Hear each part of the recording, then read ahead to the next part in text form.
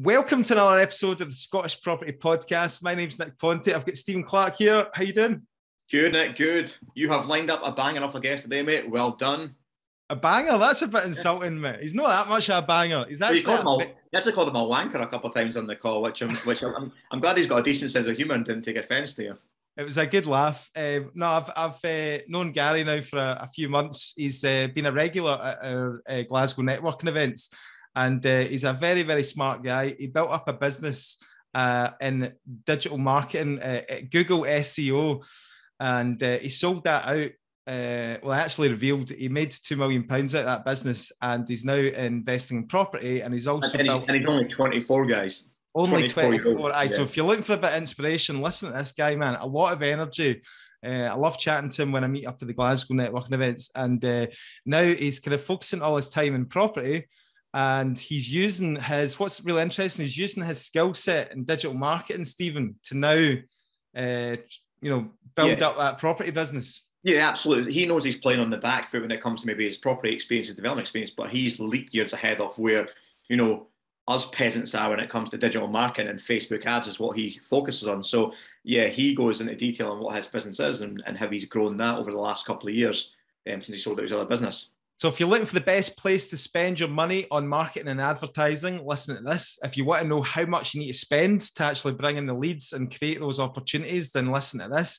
And just in general about Facebook ads, digital marketing, it's a great podcast. And we will cut to the interview with Gary Wilson. Welcome to the Scottish Property Podcast, Gary Wilson. How are you doing? I'm doing good. Thanks for having me on, Nick. Excellent. And thank you very much for being a supportive member of the Scottish Property Podcast community, because you've been at the last, I think, 4 events of our in-person networking. So I think if there was a season ticket to be had, you would be buying it, mate. So thank you. Yeah. I mean, got to be networking. You pull a good event together. So I'm happy to be there. Continue going. So is it as good as he says it is, Gary? I mean, Nick makes anything sound great. He's a bit of an estate agent type, so it's good, But maybe I told him that as well. Like, see, when he's tried a estate agency a few years ago, I said, you should have stuck in that. You've got the gift. But no, he keeps telling me that the reasons why his events sell out within a week, 2 weeks, is because he puts on this phenomenal event. So you're the first person I've spoke to that's actually attended with an impartial view. So, yeah. Mate, I'm terrible. I'm absolutely terrible at sales, right? And but what I do love is marketing, and that's what we've got you on to talk about today, specifically digital marketing. And we're going to give the listeners a bit of value here in terms of that. But first of all, let's roll it back a little bit. You're sitting there in your mansion, mate. Tell all the listeners how you ended up being so minted. Right. So, I've been an entrepreneur from a very young age. When I was in high school, I was building websites for people, to put it in perspective. So you might think I'm only 24 just now. It's like crazy, rich parents or something. That's what people usually say. But I mean, I've been working my butt off since I was in high school, basically, and worked my way up. And I started a business, and I sold it last year, and a few million quid. And yeah, that's why. How many million quid? 2 million. Love it. Well done. Yeah. Love it. Is that a business you built up from the ground up? And was it SEO? Yeah, so it's an SEO company. I basically built it from the ground up. I'd actually partnered with, I was a supplier originally for someone else's brand originally. And the business kind of went balls up, and then I ended up buying the brand off of him and then running it as my own company for a couple of years. And I grew it from about, 40, 50 grand a month up to about 200-300 just through, online marketing and things. So that was the story. I absolutely love seeing young people do well. It gives me a real buzz, and that's why I've been really enjoying talking to you at the podcast networking events as well. I really feel an energy from you. So what we wouldn't really want to dig into today is, a little bit about obviously how you, when you sold that company and you ended up with 2 million quid in your bank, what made you get into property and why property? Yeah, so actually the journey of property came a wee bit earlier. Wasn't just like the minute I sold it. So right. My mum was retiring, and obviously, any entrepreneurs read the book Rich Dad Poor Dad, the whole thing of take the money you've got, stick it into an investment, and live off of the income. So for me, I was making quite a lot of money, 2-3 years ago off of my business, and I wasn't particularly wanting to spend it on stupid things. I was smart. and I was, wanted some secure income coming in as well, because it's like, how long is this amazing business that I built going to last? So I bought a couple of investment properties, and that was just from the help of my mum, bought one in East Kilbride, just different places, just to rent them out, and just, a bit of safety and security. And from doing all that, I learned a lot about the basics of property, understanding mortgages, different things like that. And I started to meet some local sourcers. And from talking to sourcers, because I thought at the start, you just bought a property, got a mortgage on it, and that was really the extent of properties. But then learning about flips, learning about buy to let, refinance, all these different other strategies that you can do, I started to obviously, get more of an interest in it. But it really just came from me as an investor getting an income, almost like what a 50-year-old does for his pension. I was just doing the same thing. I was making a lot of money. So now I'm assuming you're changing tack, changing strategies, so a bit of education, a bit of knowledge, and are you going to do something different now rather than just investing the money into property?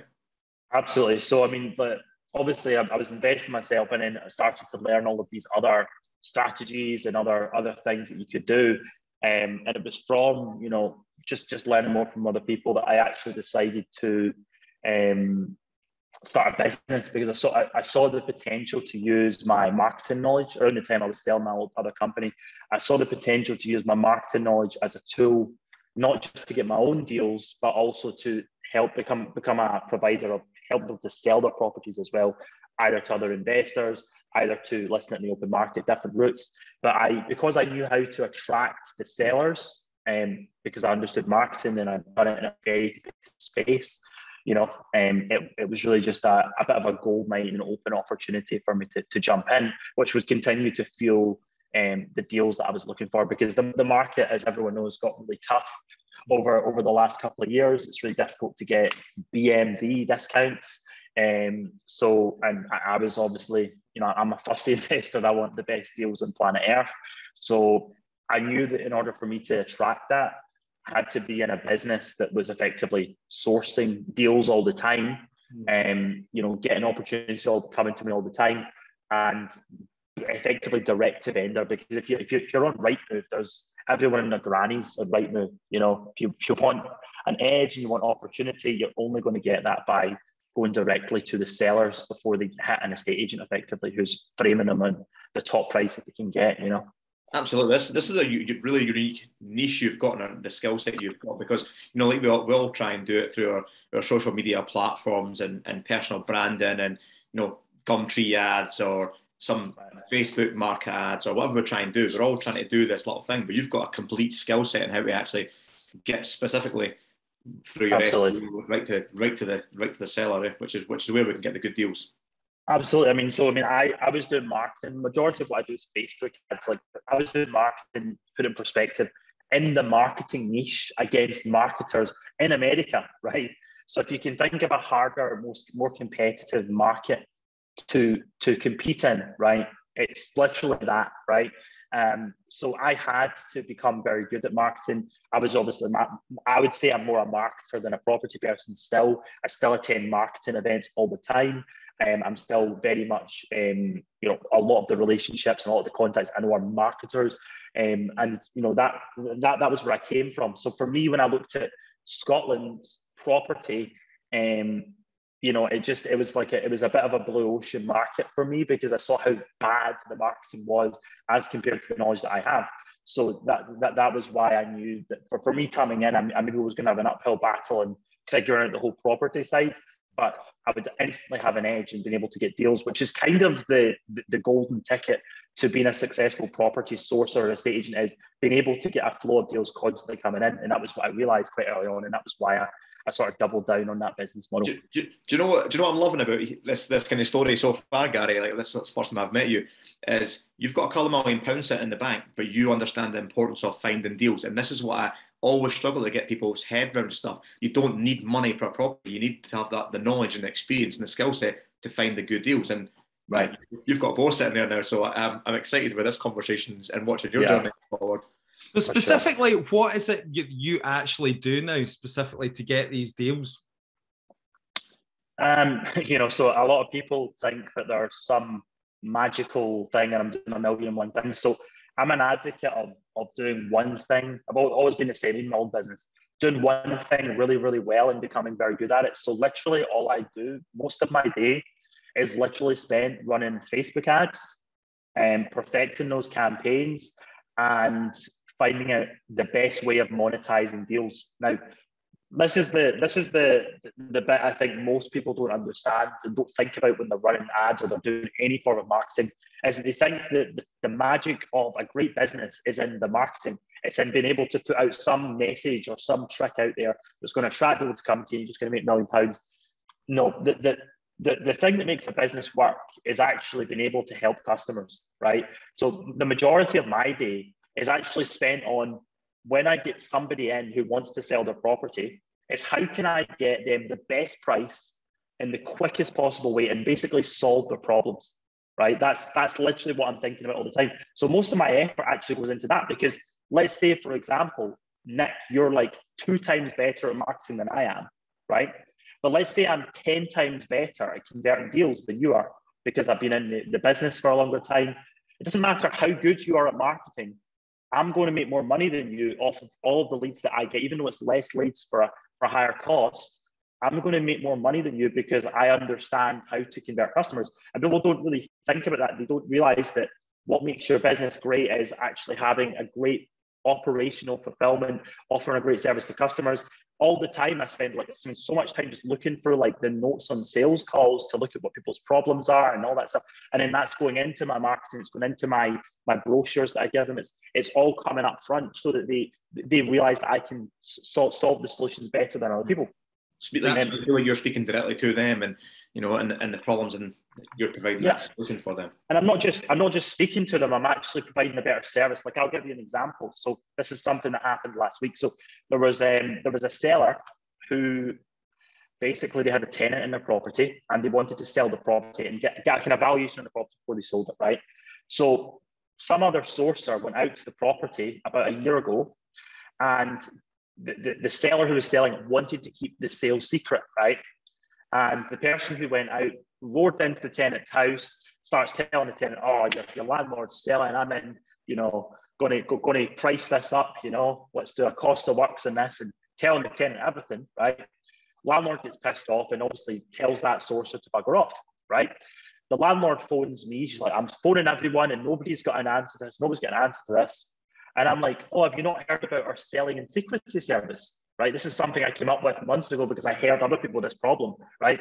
We actually go in as a mortgage valuer. We don't tell the tenant that you're selling the property, okay? And we just do that and get our photos and our videos and stuff, but we don't tell the tenant until you've got a sale agreed, okay? And that's the thing of trying to get them an off-market sale where you're getting a buyer who can just look at the photos and the videos, effectively agree to buy that property without having to list it in the open market.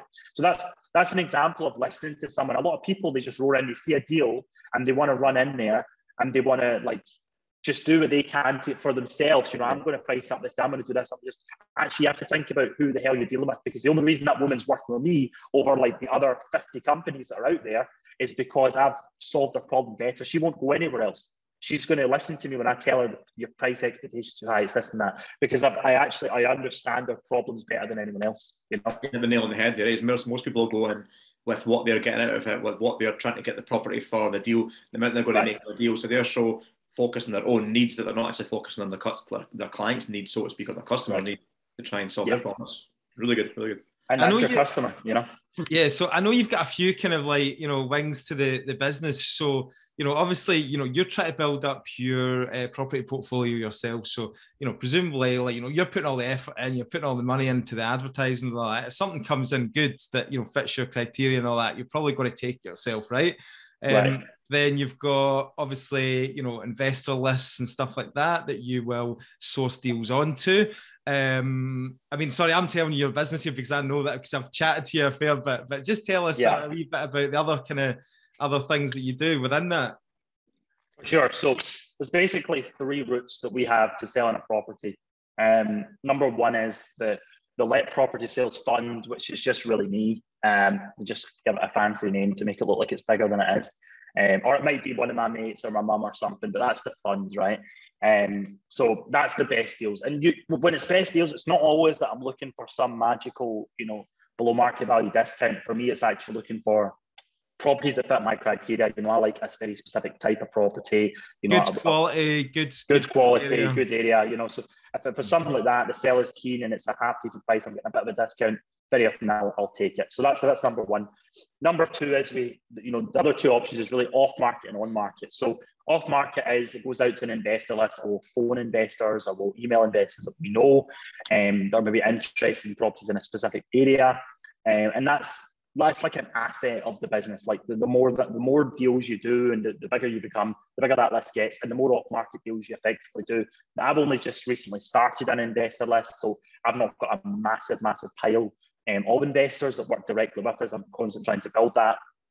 But what I do just now is I send a lot of stuff out through other sources, investor lists and things like that as well. So I do a lot of JVs as well. So again, I'm only really suggesting off-market in the situation where it's right, because this is, again, what I think a lot of sourcers make the mistake of, because I've now got an on-market option. And I spent all of last year trying to sell every deal I got off-market. And the problem with selling off-market is it's quite difficult to get property investors who don't want discounts and don't want the best deal on planet Earth. Now, there are people out there, there's certainly some of the can afford investors and stuff just now are paying on the money for stuff, and I've done a few deals like that. But at a broad scale, effectively, if you phone a seller up, right, and you say, I want to sell your property, and that seller says to you, which many landlords are right now, I've got tons of time, I just want the top price, I want home report and above, 95 grand for 90 grand flat, typical stuff. And then I'm to try and package that up to an investor. It's very difficult, because that investor is probably going to pay 80 for it. So I'm 15 grand away from that seller being able to sell it off market, right? So there was so many deals last year that I just couldn't do anything with, because they were basically like too high, too on the money, in an area where I didn't really have investors. And I was like, I can't have that as my only monetization source for deals.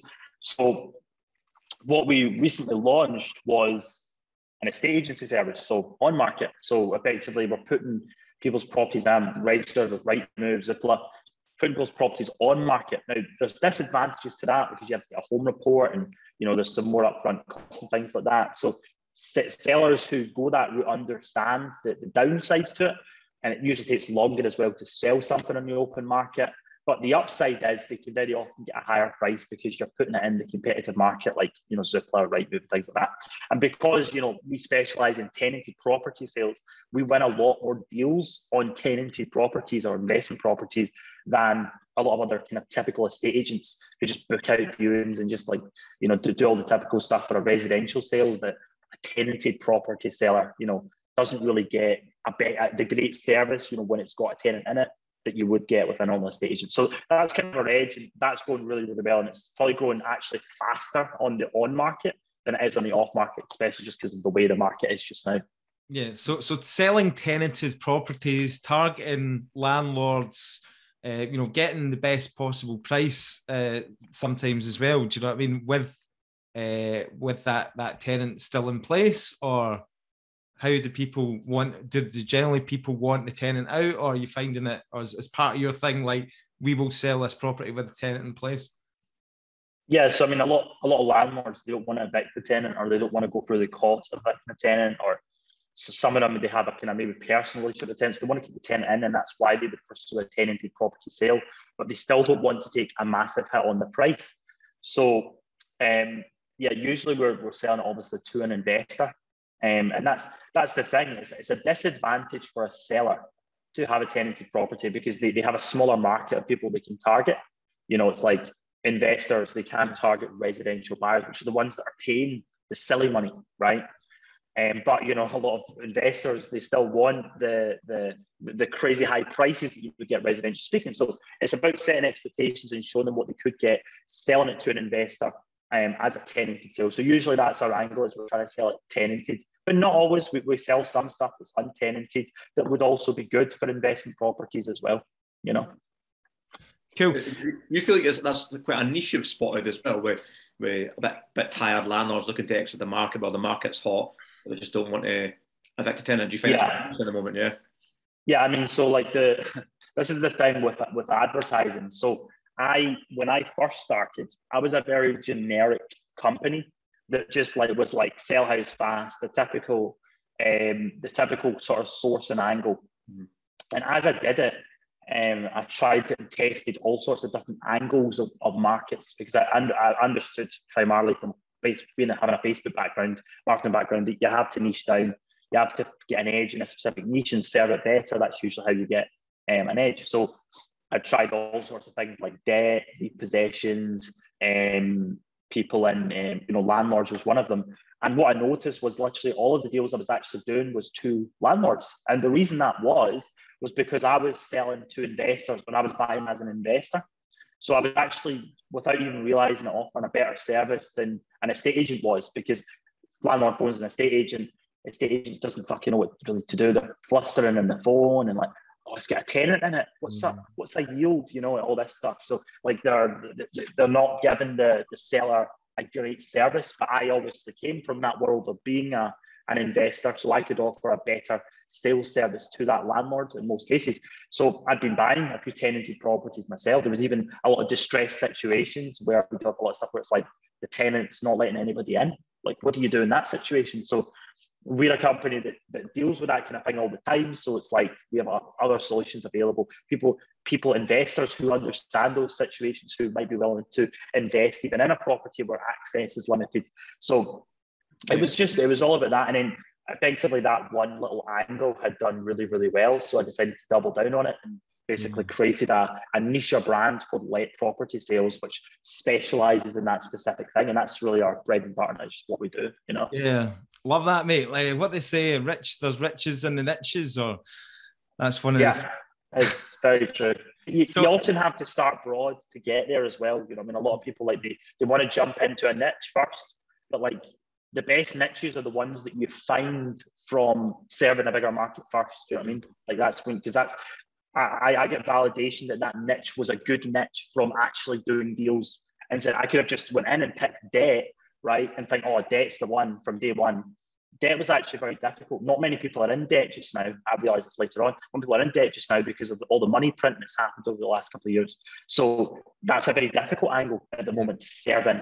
But I could have picked that as my big thing, as my niche, and I wouldn't have done well. And I thought the whole thing was a failure. Especially with all the changes to legislation, all this kind of negative press around, how hard it is to be a landlord now, and all this kind of red tape and more rent controls and things coming in from the government. Then, like there's more and more. I fired up a stat there at the last meeting in Glasgow. The Scottish Association of Landlords did a survey, and out of there 600 people or something like that, I think it was like 36% of landlords are considering exiting the market. So this is a thing. Landlords are definitely selling up, and obviously you're in a position there where you can obviously help people in that situation. What I'm finding really interesting is not only did you niche down on that specific, landlord selling tenanted properties, you also looked at the digital marketing side of things, and you've niched down there as well, because there's so many things you can do, isn't there? Like you said, why not? Why did you decide not to just get like a sell your house fast website and just rank that to the very top of Google, so it was number one coming up on the Google search? Yeah, I mean, so like there's tons of other things. I mean, I actually do have some websites that rank. I think if you Google like sell house fast location, I've actually got quite a few websites that rank for a lot of things, and I do get some leads off that. But the truth was two reasons. One is focus. So as I was saying earlier, I don't like to do multiple things at the one time, because cracking one thing is really difficult. Like to get Facebook ads to work, I know it, right? I'm really smart. Okay, I've spent a fortune trying to figure it out. So if you think about me for a second, and then somebody else who is probably doesn't have that experience I've got, and I'm saying to you, like, it's very difficult. It's going to cost you a lot of money. It's going to be a huge enterprise that's come in to do it.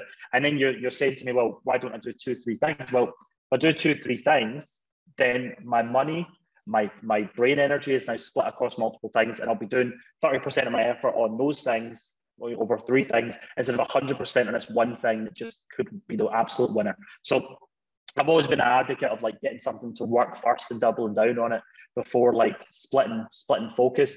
And the other reason as well is like obviously I had an SEO background, I know very well.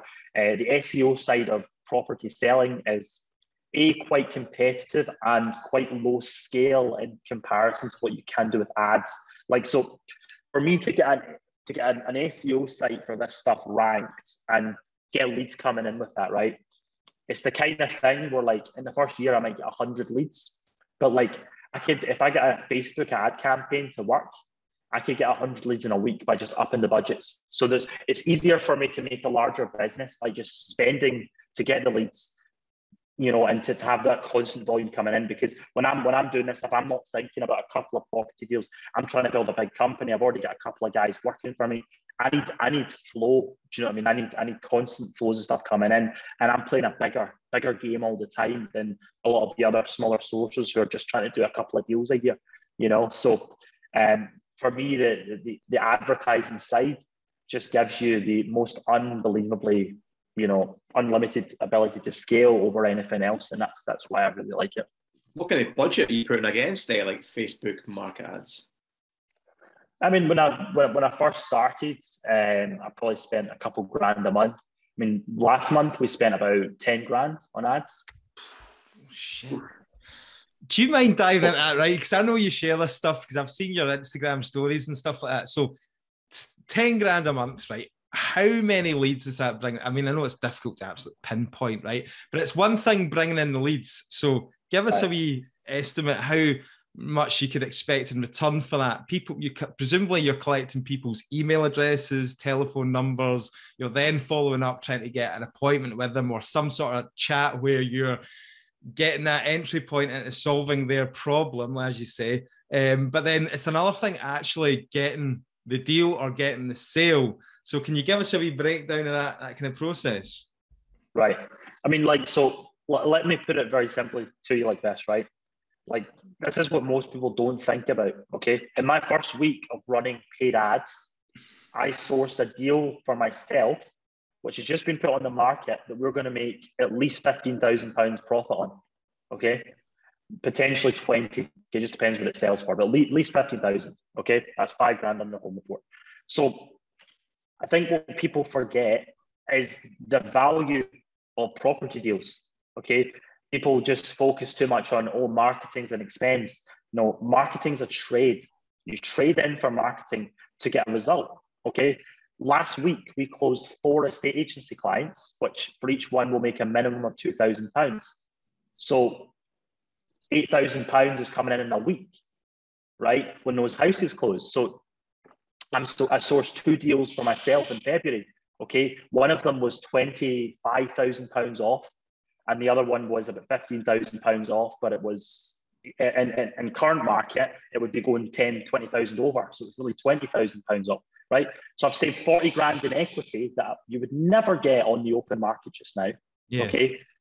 So when I say to you, when I tell you all of that, and then I tell you I've spent 10 grand, would you not have spent 10 grand to source? Like, what would you pay? It's all to do return on investment, and also because properties, you know, you can make high margins as well. It's not as if you're selling like, you know, iPhone cases or something like that. Exactly. Yeah, you're not selling a toothbrush. If I'm selling a toothbrush and I spent 10 grand, that would be a different wow factor, I think. But 10 grand in the property world is not. It's playing the game that it is, you know, like, understand it.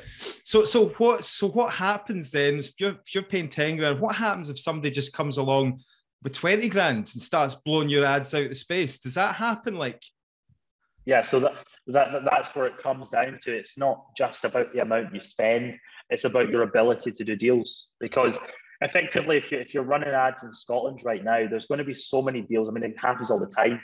There's going to be so many deals that are crossovers, and ultimately, the person who wins is the person that gets the seller the best solution, the best price, perhaps the best selling time frame, whatever it is. You know, for example, there was somebody that contacted us that needed money in a week.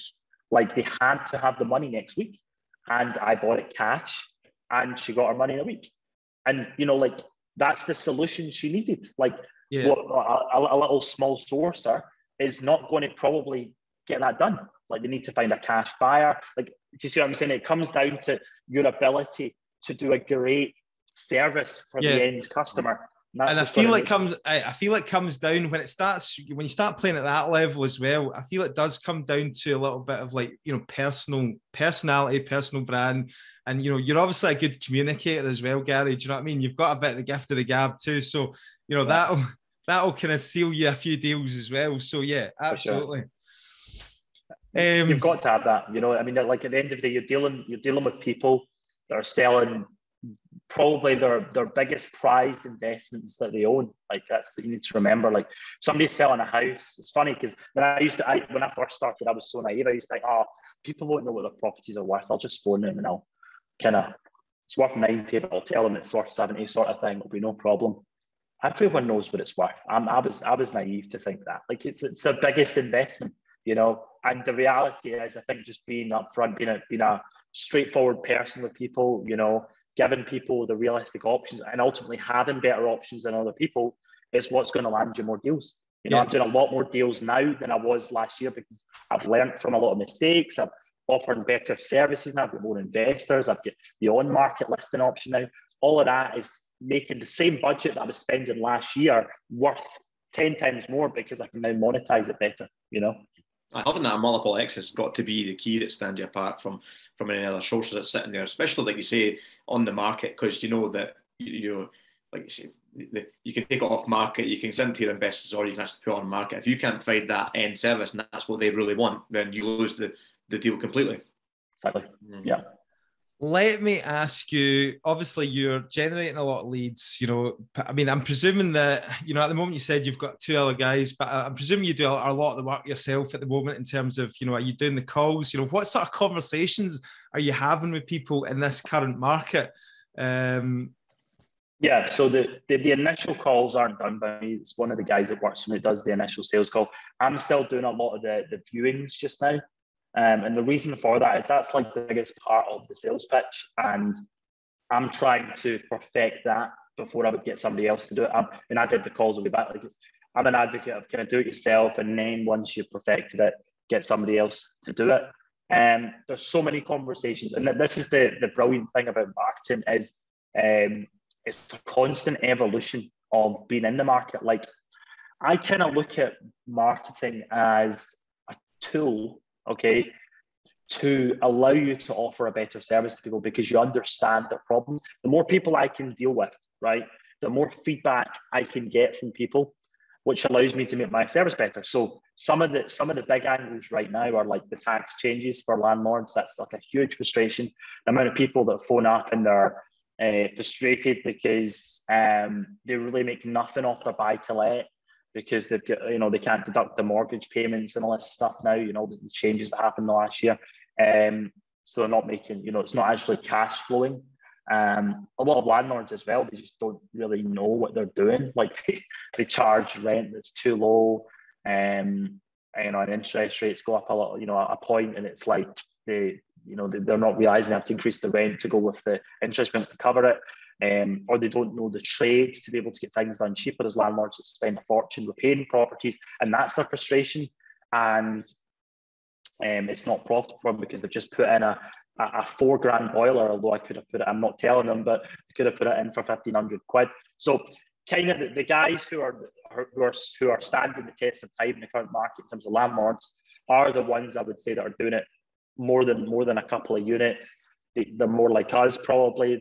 They're a bit more savvy to the cost of things and what the right properties are to buy and all that stuff. So those are the ones that are doing better. So there's got this massive influx of people that just bought properties at a great time, at a great price as well, who want to sell and just exit their investments. And I would say that's probably 90% of people, you know. Yeah, I think like you said before, there's going to be a lot more of that as well. Stephen, do you want to say something?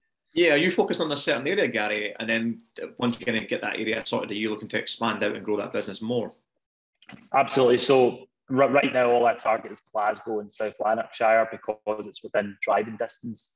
But I would absolutely do other areas. I originally last year, actually, I targeted all of Scotland, but it was a bit of a waste of time because I didn't really realise at the start as well how important doing a viewing was. Like the viewing is literally like one of the best ways to build a relationship with the landlords, because when I go to viewings now and then the landlord likes you so much that she's giving me 7 other properties to sell for her. Do you know what I mean? You get a portfolio deal out of it. It's the building the relationship, getting that trust is like the main thing that wins you deals. So I would, but by targeting outside of Glasgow is very difficult just now. So my model at the moment is to get Glasgow working, because I'm still very much in getting it to work stage. Like I've only recently just launched the estate agency. There were so many deals that we weren't able to do anything with. So once I've got a very good flow, a very profitable flow of deals in Glasgow, because you can build, I mean, this is the thing, you don't need to think that big. You can build a 200 grand a month business in Glasgow. Like thinking how many properties are selling in Glasgow all the time. It's huge. I mean, even just some of these, I mean, I'm in the West End just now, like Retty and stuff, they charge an absolute fortune to sell a property here, and they get it. And I've done some rough numbers. I mean, they're making easily 50 grand a month just in the West End office. I like the way you just slipped that in. I'm sitting in the West End at the moment with my broken radiator in the background. Let's not tell them about that. Hey, listen, I was interested. See, when you do these viewing appointments with landlords, do you roll up in your orange McLaren? He's got a viewing car. Have you got a Ford Mondeo parked up there as well? I don't actually have another car at the moment, so I have been using the McLaren and having to park around the corner. Because I was going to say, like, see if you rolled up right outside. I mean, I'm a landlord. I've got like, a few properties. I'm not minted. I'm actually struggling at the moment. And then some young guy turns up in an orange McLaren. I'd be like, fuck off, you wee wank. Do you know what I mean? Yeah, no, I know you're not like that, right? Because you're a likable guy, and I can see that you're not in all that cars and all that stuff. But have you been caught out with that at all? No, I've not been caught. I always park a street over, so I've not actually been caught doing it yet. So no, I've been fortunate. I'm actually in the process of buying another car because it is stupid. I've literally just been lazy not purchasing another car, but I should have a wee 10 grand Ford. You're absolutely right to be tapping up to those viewings on, because it's also racking up miles. I'm away to Bathgate, you know what I mean? And I'm a McLaren, everyone's wild and everything, but it's like I shouldn't be going to get the Tesla put through the company as a direct expense. Yeah. And get a sign rate. I recommend a Nissan Leaf. Oh yeah. You won't get far out of Glasgow. When you expand the business, you'll have to go and charge before you get out of Glasgow. Aye, that's true. Aye. Anyway, listen, that was brilliant. Where the thing is, right, I think we need to address this point, because too many people go on the courses, we've all seen it.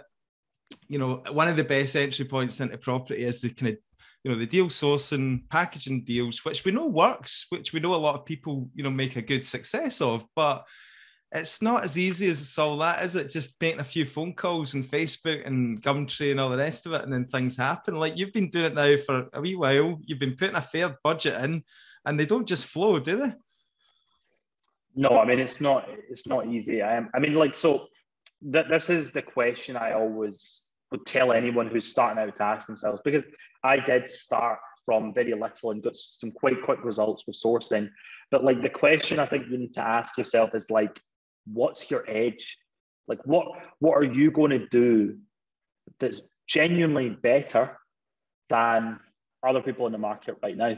And that was always the question I asked myself. And it was like, from day one, it was like, well, instantly it's marketing and business, understanding business and understanding, like, that I can spend in marketing, and it's like okay to spend 10 grand because it's what I'll get back, so like, I mean, I see it on the credit card statements, and I'm still like, so sometimes you have that moment, you're like, oh crap, spent that much in ads, but then you look, okay, what am I getting in from that? And it's having that business head. So I would say for anyone starting out, it's not impossible. There is a lot of opportunity out there. I know some people that have just started in sourcing and they do very, very well, from just making connections and getting deals off one guy, finding an investor, and their thing is working with investors, are very good at it. Do you know what I mean? And they get deals over the line. But like, that's because they're a great communicator. They maybe like some of the best people that have investors I've noticed have kind of had some contacts before they came in as well, or some of the best property guys that do the best flips. they've had like an engineering background or a background before in construction, where they can understand that, you know, like some people can't look at a house and see what, you know, I mean, I'm not a property. I couldn't walk in and see that a 2-bed instantly goes to a 3-bed and have, you know, I'll save some costs for that. I'm not that kind of guy. So for me, I'm going up against an engineer into that viewing. I'm humped. Do you know what I mean? Like I'm not going to ever go. So it's what's your edge? What's the skill set that you're bringing in? Because it is very competitive, especially just now. And with anything competitive, you've got to start looking and asking that question: why would I have a chance? What is it about my character, my knowledge, my contacts that's going to give me an ability to get ahead of other people? And I think if you've got a good sense on that and a good mindset on that, you're going to have a better journey than somebody who's just coming in thinking it's a get-rich-quick scheme. You know, one of the things I've noticed that's really different, that stands you out as well, is that, you know, I see your Facebook adverts and I'm like, they actually, you know, I'm scrolling.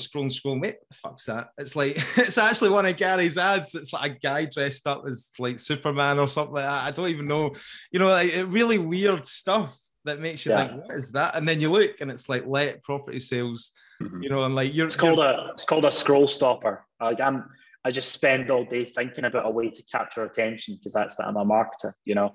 So the fact that that's awesome that you're thinking that, and it tells in the stats of the ads. Like at the end of the day, you want to create something, if you're doing Facebook, that makes somebody stop, because if they don't stop, what do you keep doing? Keep rolls and miss it. So it's all about getting that stop, getting that attention, and ultimately converting them into a lead. It's the goal. Stephen's going to start putting the kilt on to get people to stop scrolling. So hey, it would work. It'd probably work. You dance about in a kilt, you know, next to property. I'll sell it for you. Next got the dance moves. I'll get the kilt. Gary, are people still going on Facebook, by the way? Because a lot of people are saying that Facebook's dying, you know, like all this stuff with the iOS updates where you can't target people and all the rest of it. Like, do you see there's still a bit of mileage there? Well, how many people do you know that are still on Facebook? I'm just saying there's a lot of people out there like, Facebook's dead, like don't bother with Facebook anymore. But obviously you're making it work, you know? It's got like, I mean, it's always a very macro conversation when you start to look at that. At the end of the day, Facebook is the biggest. I don't know if it actually is the biggest. TikTok's quite big now, but it's one of the biggest platforms for traffic. I even know from Facebook's perspective, you're going to get investors or people talking about traffic declining and people leaving, and that is maybe, you know, potentially a thing that will happen in the future. But Facebook has the ultimate, you know, the widest reach of people. Like almost everyone is on Facebook, and it has, what's better than its reach of people is its algorithm. There's no other platform on planet Earth that has the ability and data on users that Facebook has to be able to target them. Like to the point where like you don't even need to tell Facebook much about what you're trying to target, and it still finds the right people. It's just a platform that's better. Just for marketers, it's just like the easiest way for me to find a landlord is going to be just on Facebook. Yeah, plus your demographic as well, isn't it? So like, you know, you're not going to find many tired landlords on TikTok. Do you know what I mean? So, right. I mean, look, there might be some there. Like again, like I'm sure there's actually a stat saying that TikTok's getting a lot of kind of the older population on it now. You know, I mean, you're on TikTok, Nick. You're a landlord, so you know, so it's they are there. You just need to think about, right? Take the media talk away from it and think about, like, are the people that I am trying to sell to on this platform, are they in this location? And the reality is, like, majority of people are on Facebook. Even YouTube, like there's tons of people that use YouTube. They're there. You could run YouTube ads for targeting property sales. It would work. There'll be a way of making that work. Like people are watching YouTube videos. So there's not, I don't think the platform is really the biggest thing to think about. I think more you need to focus on your marketing and actually, how do I get a landlord when he comes across this advertisement to interact with that and ultimately deal with me as a company? And that's more what I'm thinking about. But Facebook is just like, it's going to have the most, I would say, reach for those types of people that I'm targeting anyway. last question from me, mate. I'm always curious, but do you think a lot of people, like, because you see a lot, I look at a lot of Facebook ads popping up and all that, but you see them like for a little bit of time and then they just disappear. So what I'm thinking to myself, what's happening here is people are like, oh, get excited about Facebook ads and all the rest of it. You know, you've got like set aside a couple of grand, you know, to do their Facebook ads and the marketing. And then they probably don't get anything back. And then they like just say, this shit doesn't work. So it's all about consistency and about that kind of long term. I mean, absolutely. I mean, like this is was somebody I was talking to the other day that spoke to me about this kind of exact thing. And he was saying like, you know, how difficult it was and how much he'd spent, and it was like $5,000 or something, you know, not even a lot of money. And I said to him, I says, okay, I says, how much would it be worth to you to have a property agency sourcing business, whatever, a property agency sourcing business that was the livelihood of your income, was generating 10, 20,000 a month, you had a couple guys working for you. How much is that worth to you? Like, if you were to buy that company, what's it worth? It was like £500,000 or something, like thought about the value of the business, right? And I said, you spent $5,000 to get it. So it's perspective of what you're actually going in for. I think that the mistake a lot of people make is that they think they're entering, they think they're going to win big off of a small in. Life doesn't work like that, you know?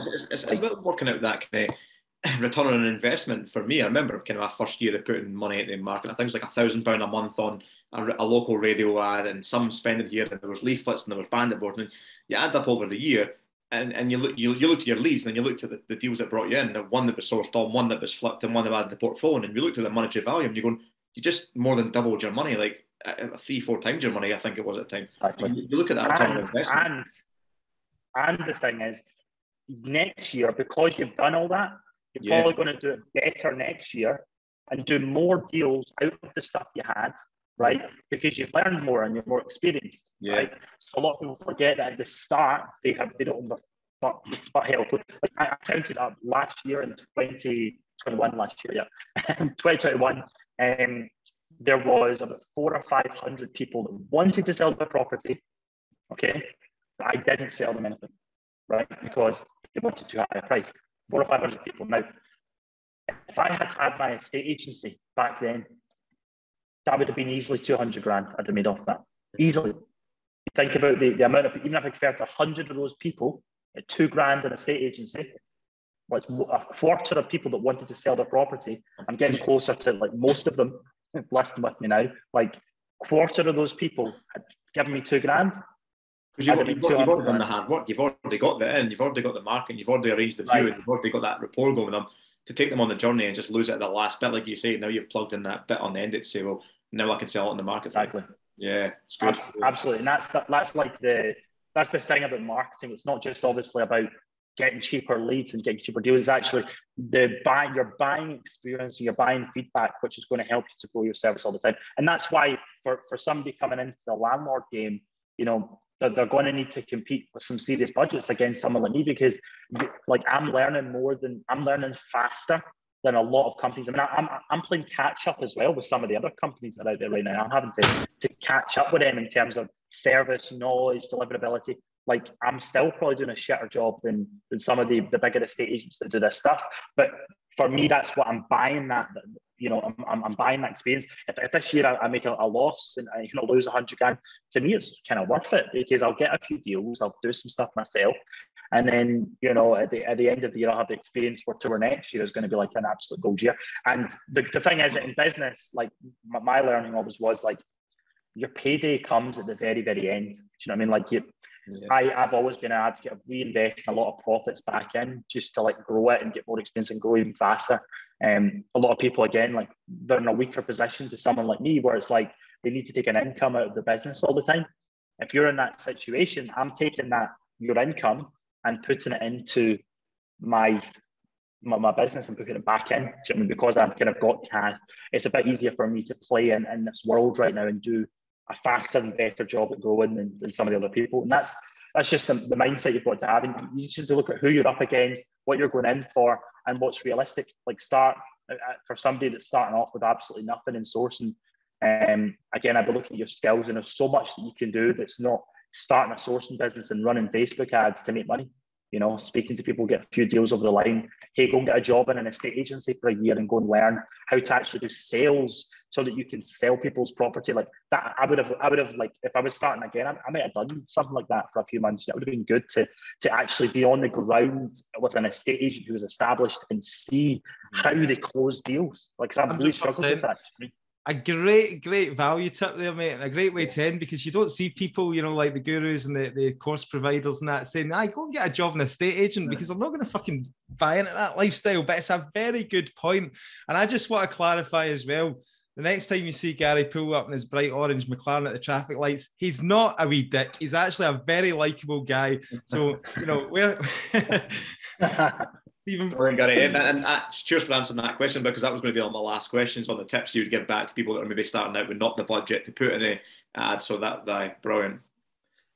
Yeah, look, I mean, I'm not saying to people don't do ads. There's some guys who have started out in small budgets and done well, but usually the people, as I say, who have done that have an inherent kind of ability to do a good job. They're usually quite good at sales. They're usually quite good at property itself, and they do more with the leads that they get than other people. And you know, it's just about looking at where your skill sets lie. And if you're crap at sales, don't understand property, and don't know marketing, I would not recommend the first thing you do is to go and run Facebook ads and start a large sourcing company. It's going to be a very difficult uphill battle for you. My advice would be to learn some of those supplementary skills and later on start your own company, whether it's starting a estate agency, go into estate agency and start learning sales, maybe go and do marketing somewhere and learn marketing first. You know, perhaps you do client work to go and learn marketing for a few years, to then, you know, after you've spent somebody else's money and wasted it, go and then spend your own money, your own thing. You know, there's lots of different angles, and you've got to just be realistic. And it's the kind of arrogance of some people to think that you're going to step in and get insane results day one. It's not true, you know. And by the way, I'm not against courses. I think what a lot of courses do is they do inspire, and they give people a lot of motivation. And I owe a lot of what I learned about property to some of the trainings in Scotland. So I don't diss courses one bit. I just think what you've got to do is take the knowledge from courses and apply it to your own, apply it to your position, and apply it to what you're trying to do. And that's really what's going to make things work. You know, it's not that there's nothing out there that's a cookie cutter business plan to making money. And you've got to, you know, apply things and have a unique edge in some kind of way, whether it's in your skills and your marketing, whatever, you know. Yeah, nice one. Is there anything we can do to help you, mate? Like, is there anybody you're looking to connect with, or you know, what you know, you can people get in touch with you if they're wanting to work with you? Or absolutely, well, follow my Instagram's the first thing. I'm trying to get that to 1,000 followers now. I've been posting on there a lot, so check out that. Check out Let Property Sales if you're an investor or a landlord looking to sell. And also, if you're an established estate agent or deals trader that's already doing, you know, big market budgets, I've got a consultancy thing I do as well, called Direct to Vendor Fast Track, that you can check out and see if I can help you with your own marketing as well. Great. We'll put those. We'll put some links in the show notes. And thanks very much for your time. You better go and sort that broken radiator now. I know. I've been keeping it hidden here. Thanks a lot, Gary. Cheers. Cheers, buddy. Take care. Right, guys, I hope you enjoyed that interview with Gary Wilson. I know myself and Nick certainly did. Great value. He's got a real unique skill set there, which is applying to his property business, and I'm sure he'll do very, very well out of it. Yeah, we need to get him along to one of the events as well to do a speech. But talking of events, Stephen. Yep, first Wednesday every month. We have got Glasgow, Edinburgh, Aberdeen and Dundee. Everyone's got their guest speakers all lined up. Ticket sales are moving very quickly. I'm sure Glasgow, by the time this podcast release, will be sold out. Aberdeen and Edinburgh and Dundee will trail behind you. Don't worry, mate. We'll keep you propped up. We'll give you a wee helping hand as well. Listen, guys, as always, really appreciate the support. Please tag us on Instagram, Scottish Property Podcast, at Stephen Clark Property, at Nick Ponte. Sorry, not Stephen Clark Property. I think it was Stephen Clark Property. Is it? Right, cool. And we will re-story you out to our audience as well. I was going to say retweet. I don't even know the words, mate. Anyway, it's been a long day. We'll leave it at that, and we'll see you again next week. Thanks a lot, guys.